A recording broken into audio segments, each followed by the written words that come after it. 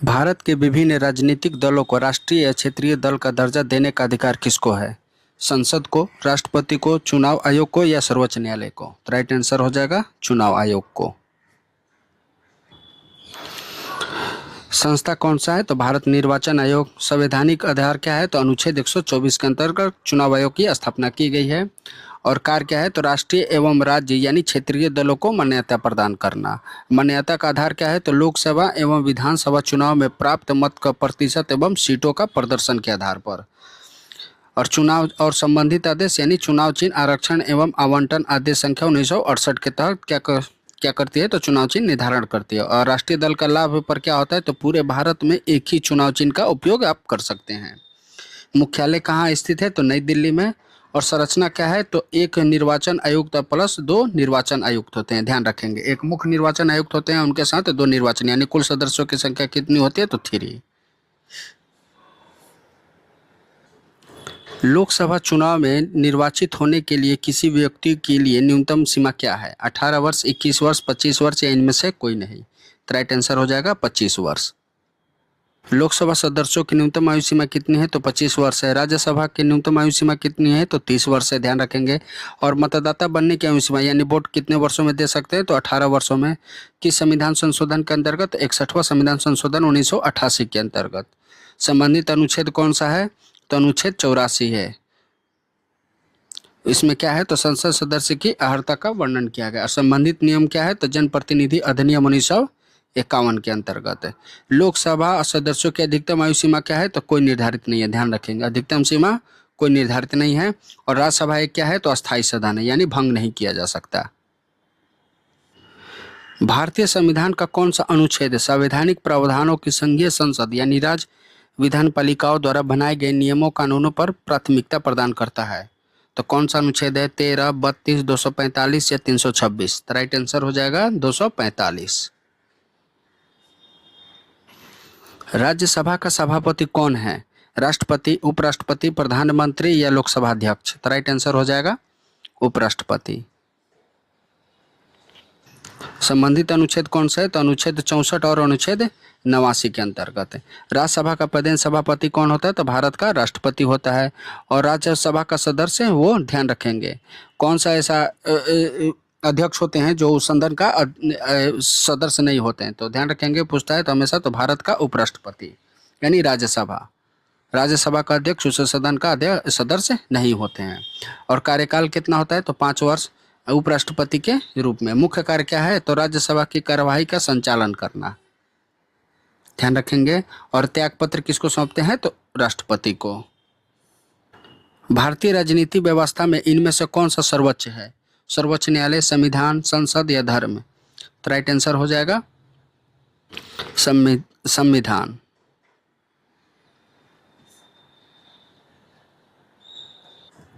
भारत का सर्वोच्च कानूनी अधिकार किसको प्राप्त है? तो भारतीय संविधान को। संविधान की सर्वोच्चता संसद, कार्यपालिका एवं न्यायपालिका सभी संविधान के अधीन है। संवैधानिक शासन का आधार क्या है? तो विधि का शासन। और संविधान लागू कब हुआ था? तो 26 जनवरी 1950 को। और अपनाया गया था कब? तो 26 नवंबर 1949 को, ध्यान रखेंगे। और संविधान का संरक्षक कौन होता है? तो सर्वोच्च न्यायालय। राजनीतिक शब्दावली में शून्यकाल का अर्थ क्या है? वह दिन जब संसद में कोई कार्य नहीं होता हो, निलंबित प्रस्ताव, स्थगन काल या प्रश्नकाल के ठीक बाद का समय? राइट आंसर हो जाएगा प्रश्नकाल के ठीक बाद का समय। शून्यकाल क्या होता है? तो प्रश्नकाल के तुरंत बाद का समय होता है। समय कब से कब तक रहता है? तो सामान्यतः दोपहर 12 बजे से प्रारंभ होता है। इसकी शुरुआत कब हुई थी? तो 1962 ईस्वी में। प्राकृतिक क्या है? तो भारतीय संसद परंपरा संविधान का नियम पुस्तिका में उल्लेखित नहीं किया गया। इसे संविधान के किसी भी अनुच्छेद में उल्लेखित नहीं किया गया, लेकिन यह परंपरा के अनुसार अभी तक चलती आ रही है। उद्देश्य क्या है? तो लोक महत्व के तत्कालिक मामलों को सदन के समक्ष उठाना। अब पूर्व सूचना किसको देना पड़ता है? तो सामान्यतः पूर्व सूचना के बिना भी विषय उठाए जा सकते हैं, ध्यान रखेंगे। किसी पूर्व सूचना के भी विषय, कोई भी विषय इसमें उठाए जा सकते हैं। और लागू लोकसभा एवं राज्यसभा दोनों में है। भारत में निम्नलिखित में से किसके अंतर्गत पंचायती राज प्रणाली की व्यवस्था की गई है? मौलिक अधिकार के अंतर्गत, मौलिक कर्तव्य के अंतर्गत, नीति निर्देशक सिद्धांत के अंतर्गत या चुनाव आयोग के अधिनियम? तो राइट आंसर हो जाएगा नीति निर्देशक सिद्धांत के अंतर्गत। 21 अनुच्छेद में है तो अनुच्छेद 40 के अंतर्गत है पंचायती राज व्यवस्था। और ये भाग किस में है तो भाग 4 में। और भाग 4 किससे संबंधित है तो राज्य के नीति निर्देशक सिद्धांत से। संवैधानिक दर्जा इस पंचायती राज व्यवस्था को किस संविधान संशोधन के अंतर्गत प्राप्त हुआ था तो 73वें संविधान संशोधन अधिनियम 1992 के अंतर्गत। और संविधान में जोड़ा गया किसमें तो भाग 9 के अनुच्छेद 243 के ओ तक वर्णित है। उद्देश्य क्या है तो ग्राम स्तर पर स्थानीय स्वशासन की स्थापना करना। अनुसूची को पंचायती राज व्यवस्था से कौन से अनुसूची से संबंधित है तो 11वीं अनुसूची। और कितने विषय ध्यान रखेंगे, हमेशा पूछता है कि पंचायती राज व्यवस्था में कितने विषय हैं तो 29 विषय। पंचायती राज की त्रिस्तरीय प्रणाली में आते हैं, कौन आते हैं तो ग्राम पंचायत, पंचायत समिति और जिला परिषद। त्रिस्तरीय व्यवस्था में कौन कौन है तो ग्राम पंचायत है, पंचायत समिति है ब्लॉक स्तर पर और जिला परिषद है। इसकी सिफारिश किसने की थी तो बलवंत राय मेहता समिति। कब की थी तो 1957 ईस्वी में। रिपोर्ट कब प्रस्तुत किए थे तो 1958 ईस्वी में। पर लागू पहले सबसे प्रथम कहाँ हुआ था तो राजस्थान में। कब तो 2 अक्टूबर 1959 ईस्वी को राजस्थान के नागौर जिले में। और संवैधानिक दर्जा कब दिया गया तो 73वें संविधान संशोधन अधिनियम 1992 के अंतर्गत।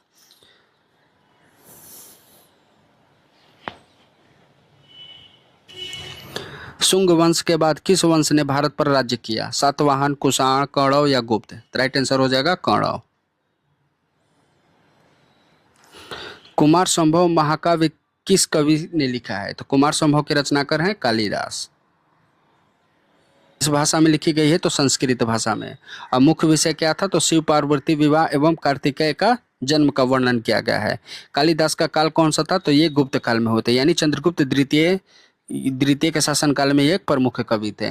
अन्य प्रमुख रचना इनकी कौन कौन सी है तो अभिज्ञान शकुंतलम, मेघदूतम, रघुवंशम, ऋतु संहारम और मालिका अग्निमित्र। कालिदास की उपाधि किसे दिया गया तो भारत का शेक्सपियर को उपाधि दिया गया है। कौटिल्य के अर्थशास्त्र में किस पहलू पर प्रकाश डाला गया है, आर्थिक जीवन पर, राजनीतिक नीतियों पर, धार्मिक जीवन पर या सामाजिक जीवन पर। तो राइट आंसर हो जाएगा राजनीतिक जीवन पर।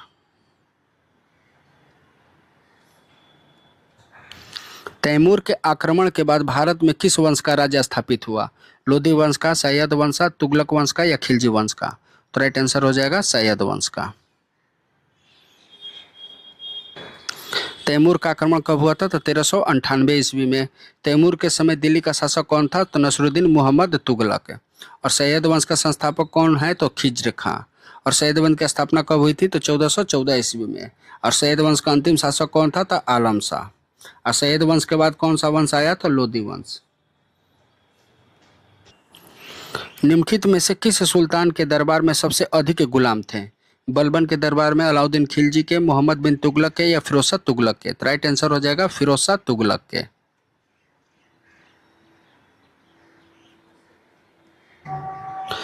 सबसे अधिक गुलाम थे, कितने गुलाम थे तो 1,80,000। और संबंधित विभाग क्या था तो दीवाने बदंगा। ध्यान रखेंगे वंश सा कौन सा था तो तुगलक वंश। शासनकाल कब से कब तक था तो 1351 से 1388 ईस्वी तक। निर्माण कार्य क्या है तो नहरें, सराय, मदरसे और अनेक नगरों का निर्माण इन्होंने फिरोज शाह तुगलक ने किए थे। और आत्मकथा क्या है तो फतुहात फिरोज शाही। ध्यान रखेंगे फतुहात फिरोज शाही किसकी है तो फिरोज शाह तुगलक की। निम्नलिखित में से किस सुल्तान ने बेरोजगारों को रोजगार दिलवाया, अलाउद्दीन खिलजी, मोहम्मद बिन तुगलक, फिरोज शाह तुगलक या शेर शाह सूरी। राइट आंसर हो जाएगा फिरोज शाह तुगलक। रोजगार विभाग की स्थापना किसने की थी तो फिरोज शाह तुगलक ने। बेरोजगारों को रोजगार के लिए सरकारी विभाग के माध्यम से उपलब्ध कराया था। दीवान ए खैरात यानी अनाथ एवं विधवा मुस्लिम महिलाओं की सहायता हेतु स्थापित किए गए थे। ध्यान रखेंगे दीवान ए खैरात की स्थापना किसने की थी तो फिरोज शाह तुगलक ने। और दीवान ए बदंगा की स्थापना किसने की थी तो फिरोज शाह तुगलक ने। और गुलामों के प्रबंधन के लिए स्थापित किया गया था। और किससे संबंधित था तो गुलामों के लिए। इनका शासनकाल कब से कब तक था तो 1351 से 1388 ईस्वी के बीच। और वंश कौन था तो तुगलक वंश। निम्नलिखित में से किस मुगल बादशाह ने अंग्रेजों को उनके व्यापार में मदद करने के लिए एक महत्वपूर्ण फरमान दिया था, बहादुर शाह प्रथम, फर्रुख सियर, शाह आलम द्वितीय या बहादुर शाह द्वितीय। राइट आंसर हो जाएगा फर्रुख सियर ने। फर्रुखसियर का फरमान कब जारी किया था? तो 1717 ईस्वी में, ध्यान रखेंगे। और लाभार्थी कौन था? तो ईस्ट इंडिया कंपनी। मुख्य लाभ क्या हुआ? तो 3000 वार्षिक शुल्क देकर बंगाल में लगभग शुल्क मुक्त व्यापार करना। उपाधि 1717 का फरमान ईस्ट इंडिया कंपनी को मैग्ना कार्टा कहलाता है, ध्यान रखेंगे। मैग्ना कार्टा किसे कहते हैं? ईस्ट इंडिया कंपनी का, तो 1717 के फरमान को। और कौन दिए थे ये? तो फर्रुखसियर। फर्रुखसियर का शासनकाल कब से कब तक था? तो 1713 से 1719 ईस्वी के बीच। फरमान प्राप्त करने वाला दूत कौन था? तो जॉन सरमन, ध्यान रखेंगे। दूत कौन सा था? तो जॉन सरमन। 1857 ईस्वी के विद्रोह को किस उर्दू कवि ने देखा था? मीर तकी मीर ने, जोश ने, गालिब ने या इकबाल ने? तो राइट आंसर हो जाएगा मिर्जा गालिब ने। उनका पूरा नाम क्या था? तो मिर्जा असलुद्दौला खां गालिब। 1857 के समय वे दिल्ली में उपस्थित थे। प्रमुख कृति कौन कौन सी है? तो दास्तानब 1857 की घटनाओं का विवरण किया है। किसमें किया है? तो दास्तानबू में। जन्म कब हुआ, कहाँ हुआ था? तो 1797 ईस्वी में आगरा में। और मृत्यु कहाँ हुई? तो 1869 ईस्वी में दिल्ली में। भाषाएं क्या थी इनकी रचनाओं की? तो उर्दू एवं फारसी। निम्नलिखित में से कौन 1857 के विद्रोह के अंग्रेजों का सबसे कट्टर दुश्मन था? मौलवी अहमदुल्लाह शाह, मौलवी इनायतुल्लाह, मौलाना फजले हक खैराबादी या नवाब लियाकत अली? तो राइट आंसर हो जाएगा मौलवी अहमदुल्लाह शाह। इलाहाबाद की संधि के बाद रॉबर्ट क्लाइव ने मुर्शिदाबाद का उप दीवान किसे बनाया था? मोहम्मद राजा खां को, सिताब राय को, राय दुर्लभ को या सैयद गुलाम हुसैन को? तो राइट आंसर हो जाएगा मोहम्मद राजा खां को। इलाहाबाद की संधि कब हुई थी? तो 1765 ईस्वी में। संधि के पक्ष कौन थे? तो रॉबर्ट क्लाइव, शाह आलम द्वितीय एवं शुजाउद्दौला। मुर्शिदाबाद का उपदीवान किसे बनाया था? तो मोहम्मद राजा खां को। बिहार का उपदीवान किसे सौंपा था? तो राजा सिताब राय को, ध्यान रखेंगे। और उड़ीसा का उपदीवान राय दुर्लभ राय को। और दीवानी अधिकार किसे? तो बंगाल, बिहार एवं उड़ीसा की दीवानी ईस्ट इंडिया कंपनी को प्राप्त हुई। निम्नलिखित में से कौन सा आयोग 1857 के विद्रोह के दमन के बाद भारतीय फौज के नौ संगठन से संबंधित था? पब्लिक सर्विस आयोग, पील आयोग, हंटर आयोग या साइमन आयोग कमीशन? राइट आंसर हो जाएगा पील आयोग। पील आयोग का गठन कब हुआ था? तो 1858 से 1861 ईस्वी के बीच। सेना का पुनर्गठन हेतु आयोग कौन था? तो पील आयोग। उद्देश्य क्या था? तो भारतीय सेनाओं का पुनर्गठन। सिफारिश किसने की थी? तो सेना में यूरोपीय सैनिकों का अनुपात बढ़ाया जाए। और बंगाल सेना में अनुपात क्या था? तो यूरोपीय और भारतीय अनुपात क्या था? तो 1:2। और मद्रास और बम्बई सेना में अनुपात क्या था? तो 1:3। ध्यान रखेंगे। तोपखाना मुख्यतः यूरोपीय सैनिकों के नियंत्रण में रखा गया। इसमें भारतीय सैनिकों को इसमें शामिल नहीं किया गया था। तोपखाने के लिए सिर्फ यूरोपीय सैनिक ही उसमें शामिल होते थे। कुक्का आंदोलन किसने संगठित किया? गुरु रामदास, गुरु नानक, गुरु राम सिंह या गुरु गोविंद सिंह? तो राइट आंसर हो जाएगा गुरु राम सिंह कुक्का ने। कुक्का आंदोलन की शुरुआत कब हुई थी? तो 1840 के दशक में, ध्यान रखेंगे। प्रारंभकर्ता कौन थे? तो भगत जवाहर मल। ध्यान रखेंगे, हमेशा पूछते हैं इसके प्रारंभकर्ता कौन थे? तो भगत जवाहर मल। संगठनकर्ता थे गुरु राम सिंह कुक्का। कब किए थे? तो 1863 ईस्वी में। संबंधित संप्रदाय कौन था? तो नामधारी सिख। मुख्य उद्देश्य क्या था? तो अंग्रेजी शासन का विरोध एवं सामाजिक धार्मिक सुधार लाना। अन्य नाम इसका क्या है? तो नामधारी आंदोलन के नाम से भी इसे जानते हैं। प्रमुख केंद्र कौन था? तो भेंडी साहिब यानी लुधियाना पंजाब। भारतीय राष्ट्रीय कांग्रेस के दूसरे अधिवेशन की अध्यक्षता किसने की थी? गणेश अगरकर, सुरेंद्र नाथ बनर्जी, दादा भाई नौरोजी या फिरोज मेहता? तो राइट आंसर हो जाएगा दादा भाई नौरोजी। कब हुआ था? तो 1886 ईस्वी में।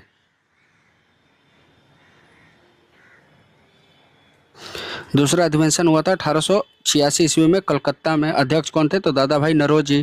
प्रथम अधिवेशन कब हुआ था? तो 1825 ईस्वी में बम्बई में। प्रथम अध्यक्ष कौन थे? तो WC बनर्जी। दूसरे अध्यक्ष दादा भाई नौरोजी। दादा भाई नौरोजी को उपाधि को क्या दी गई है? तो भारत के ग्रैंड ओल्ड मैन। प्रसिद्ध सिद्धांत कौन था? तो धन निष्कासन का सिद्धांत है, ड्रेन थ्योरी। और कांग्रेस की अध्यक्षता कितने बार की थी? तो 3 बार। ध्यान रखेंगे, हमेशा पूछा था दादा भाई नौरोजी ने कांग्रेस की अध्यक्षता कितनी बार की है? तो 3 बार। कब कब? 1886 ईस्वी में, 1893 में और 1906 ईस्वी में। बंगाल का विभाजन हुआ? राइट आंसर हो जाएगा 16 अक्टूबर 1905 ईस्वी को। बंगाल विभाजन की घोषणा कब हुई थी? तो 19 जुलाई 1905 ईस्वी को। ध्यान रखेंगे 19 जुलाई 1905 ईस्वी को। प्रभावी तिथि कब थी? तो 16 अक्टूबर 1905। वायसराय उस समय कौन थे? तो लॉर्ड कर्जनल।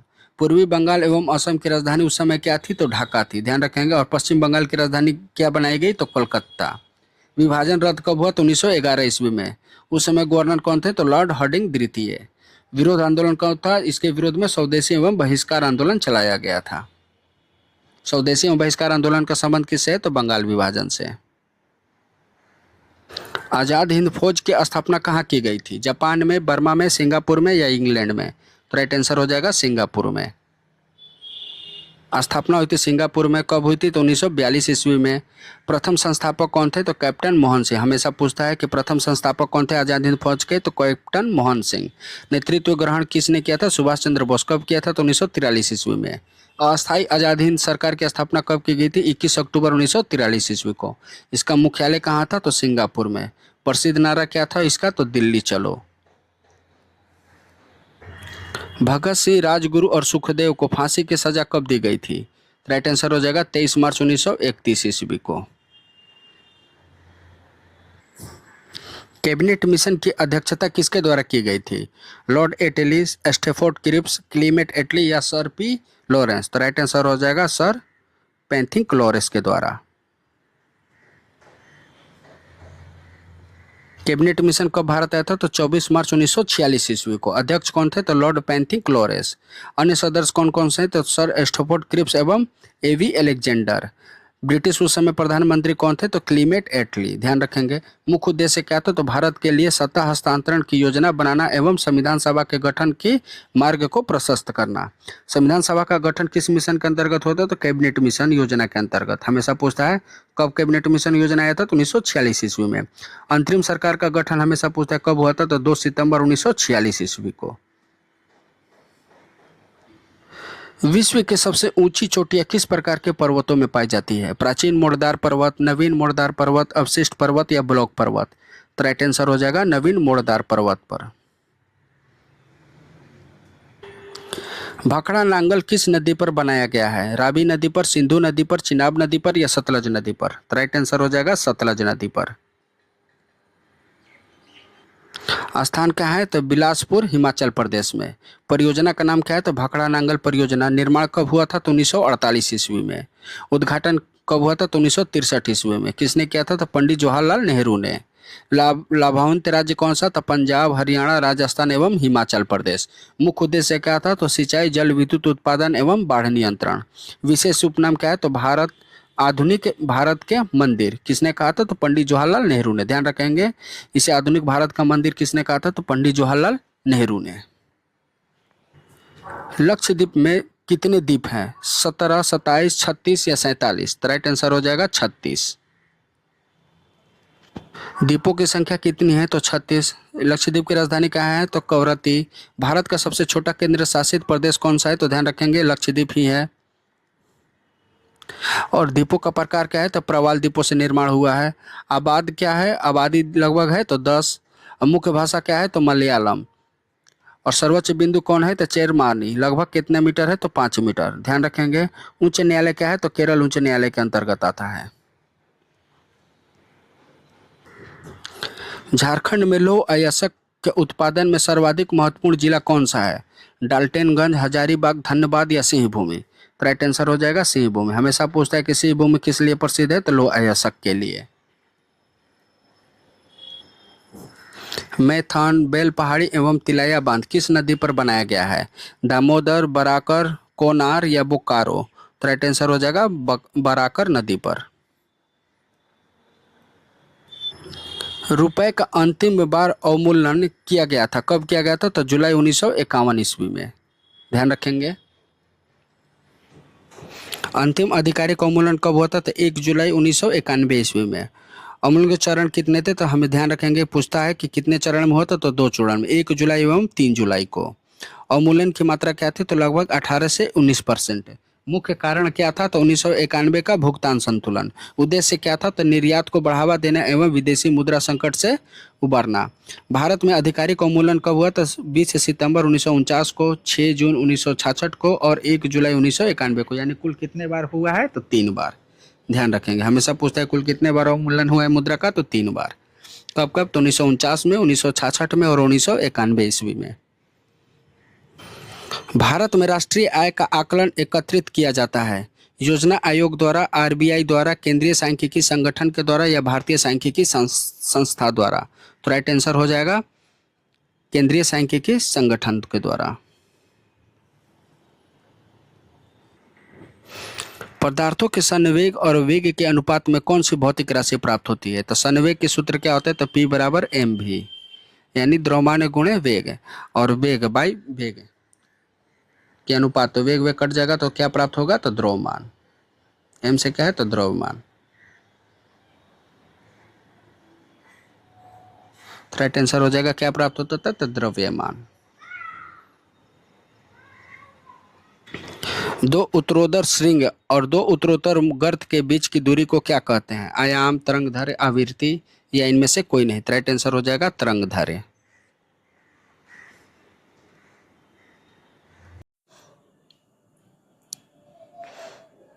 थायराइड ग्रंथि से थायरोक्सिन स्रावित करने के लिए उत्तेजित करने वाला अंतःस्रावी हार्मोन कौन सा है? TSH, FSH, LTH या ACTH? राइट आंसर हो जाएगा TSH, थायराइड स्टिमुलेटिंग हार्मोन। निम्नलिखित में से किस अखबार का प्रकाशन पटना से होता था? इंडियन नेशन, पंजाब केसरी, प्रभाकर या डॉन? राइट आंसर हो जाएगा इंडियन नेशन।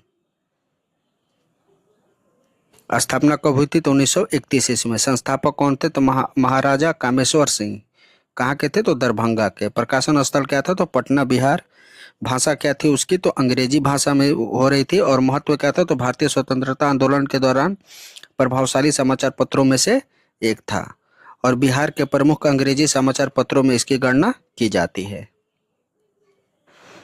जयप्रकाश नारायण किस पार्टी से संबंधित है? कांग्रेस, किसान सभा, कांग्रेस समाजवादी या रायवादी? राइट आंसर हो जाएगा कांग्रेस समाजवादी। संबंधित दल कौन था? तो कांग्रेस समाजवादी पार्टी। इसकी स्थापना कब हुई थी? तो 1934 ईस्वी में। मुख्य उद्देश्य क्या था? तो भारत में समाजवादी विचारधारा का प्रसार एवं स्थापना करना।